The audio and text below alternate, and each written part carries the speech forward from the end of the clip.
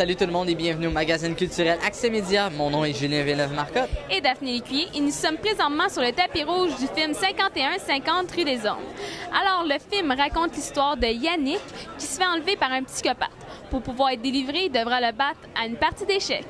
On vous souhaite donc la bienvenue à l'émission Accès Média sur le site de jumproduction.com.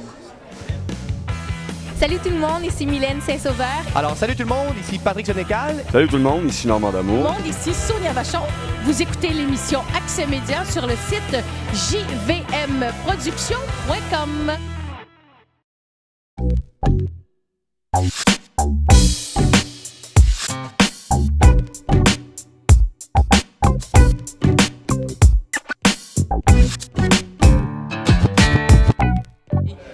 Pouvez-vous nous parler un petit peu plus de votre personnage que vous interprétez dans le film? Jacques Beaulieu, c'est un chauffeur de taxi qui fait vivre sa famille du mieux qu'il peut, mais il sort pas beaucoup. C'est pas des gens qui sortent beaucoup de leur maison, et puis il a sa mission qu'il veut mener à bien depuis 15 ans, et puis c'est ce qu'il fait dans ses temps libres. Donc, Michel a 17 ans. C'est une fille qui, en apparence, a l'air super normale. Elle va au cégep, elle a des amis, rien de compliqué. Et ce qui la rend complètement sauter dans sa tête, c'est quand on rentre dans sa psychologie, comparé à son père qui, lui, a des théories sur les justes et les non-justes, donc qui il doit tuer et qui il ne doit pas tuer. Elle, c'est complètement le contraire. Elle n'a pas de limite. Les gens qui lui mettent des bâtons dans les roues, ben, le lendemain matin, ils respirent plus. Donc, c'est ça qui fait qu'elle est, elle est très violente, très méchante, très cruelle. Elle n'a pas de pitié pour personne, à part pour elle. Ben, Maude, c'est la mère de famille, une famille ordinaire qui habite une jolie maison dans un cul-de-sac. Et Maude, ça se trouve à être la femme de Jacques Beaulieu qui, lui, est quelqu'un qui fait sa propre justice. Mon nom, c'est Galice Bérubé. Il est enfermé par une famille de fous, là, je sais pas trop. Le nom de la famille, c'est Beaulieu.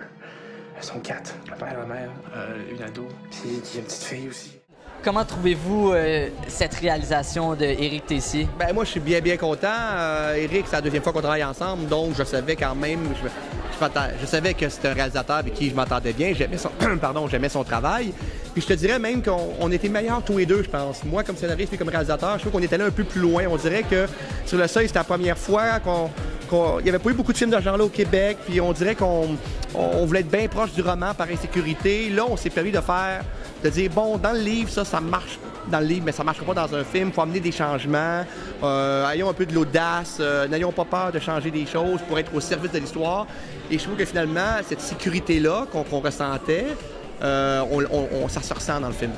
Outre la langue, quelles sont les différences entre un thriller québécois et un thriller américain? C'est une question intéressante. Moi, je pense qu'on a fait un film qui... Je pense pas qu'à aucun moment dans le film, tu vas te sentir dans un autre pays. On est vraiment ici. Il n'y a rien d'emprunté. Les personnages sont d'ici. Donc, c'est peut-être ça qui fait que c'est proche de nous puis que c'est encore plus pertinent. Je le sais pas. Mais c'est pas tant une question de pays que d'approche de chacun des réalisateurs, je crois. Mais c'est sûr que c'est pas un film... c'est pas un slasher, tu sais. C'est pas comme... tu vas pas avoir un mort à toutes les 10 minutes. Ça, c'est peut-être plus qu'on identifie aux Américains.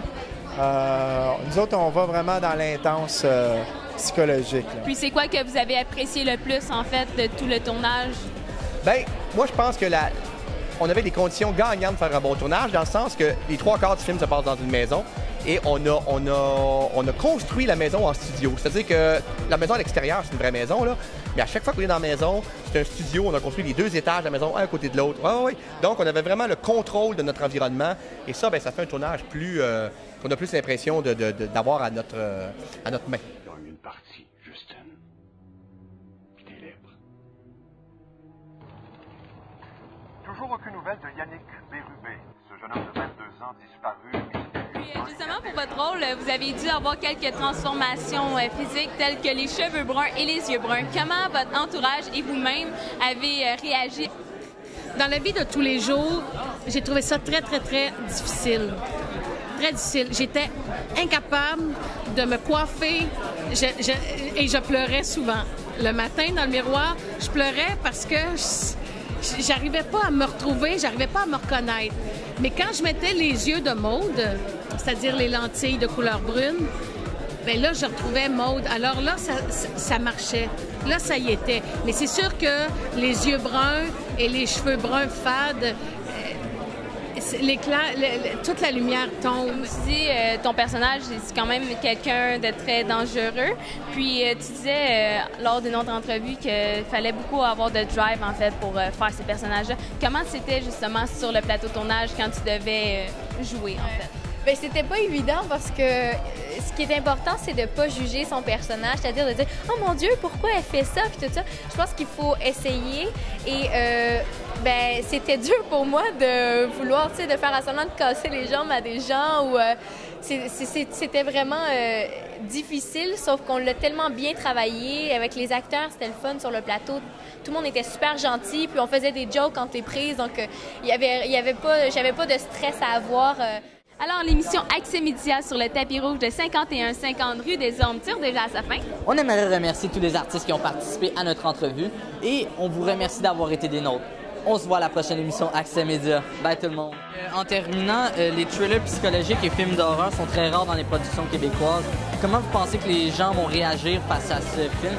Moi, je pense que les gens vont aimer ça. Moi, je dirais aux gens, allez-y, osez. Osez. Je crois que le public va bien réagir, surtout les fans de Patrick. Le public qui aime ça va aimer ça, puis le public qui aime pas ça, ils aimeront pas ça. C'est aussi simple que ça. Pas de raison qu'ils réagissent différemment des trailers d'horreur psychologique américains ou européens.